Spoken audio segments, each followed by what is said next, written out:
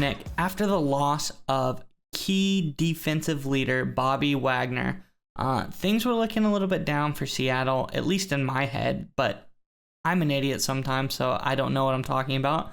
But we have gotten a pretty crazy story come out from PFF saying that Seattle's linebacking core has been ranked in the top 10, which is really good.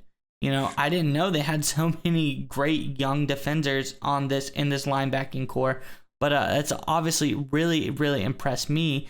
And before we get too much into the story, I want to ask the Seattle fans, who's impressed you? Which young Seattle defender do you like the most on this team? Comment in the comments below. We would love to hear from you. But anyways, Nick, tell us about Seattle and this crazy high linebacker core ranking. Yeah, so like you said, PFF ranked the Seattle Seahawks linebacking core number 8 in the NFL, and that's after losing, like you said, linebacker Bobby Wagner to the Los Angeles Rams, who, by the way, finished 2 spots behind the Seahawks at number 10. So think about that for a second. The Seahawks lose Bobby Wagner to the Rams, and PFF still thinks they're 2 spots better than the Rams at the linebacking core.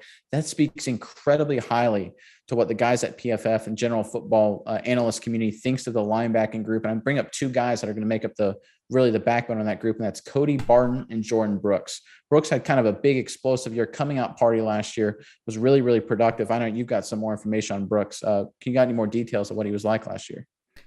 Yeah, Nick, Brooks he came into his own last year, and he started out a little behind always, but he worked and came into, especially in the end of the season, Brooks was a tackling machine.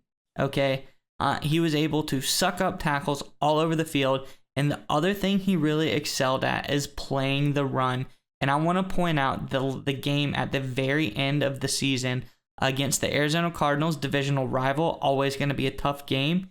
He graded out at a 90.3 in run defense. That's incredible. So you have a really great. He's gotten a lot better in the pass rush game. He's been a really great run defender and a great tackler. So Brooks seems to be a star in the making. Obviously, Seattle drafted him in the first round in 2020 from Texas Tech for a reason. But he really has, I think, possibly lived up to his draft spot.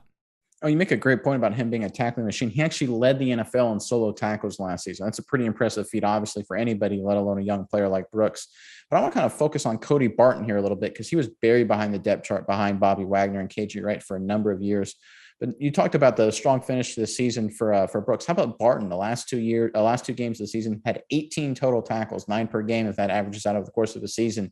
So that's obviously a strong performance. And the Seattle Seahawks are incredibly high on Barton.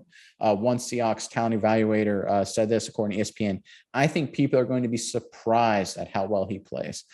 They really love Barton coming out of Utah in the pass coverage game. They think he kind of complements Jordyn Brooks a little bit. Jordyn Brooks being the run defender, tackling machine. Barton being more the coverage linebacker all over the field, kind of making plays in zone and man and things like that. So I think you're going to have a little bit of a great dynamic duo at that linebacking position, especially when you got a guy like Jamal Adams, who basically at times is like a wrecking crew of a linebacker for himself in the box when he's in those situations, either in run support or in blitzes or coming up closer and to create kind of that 8-man box effect.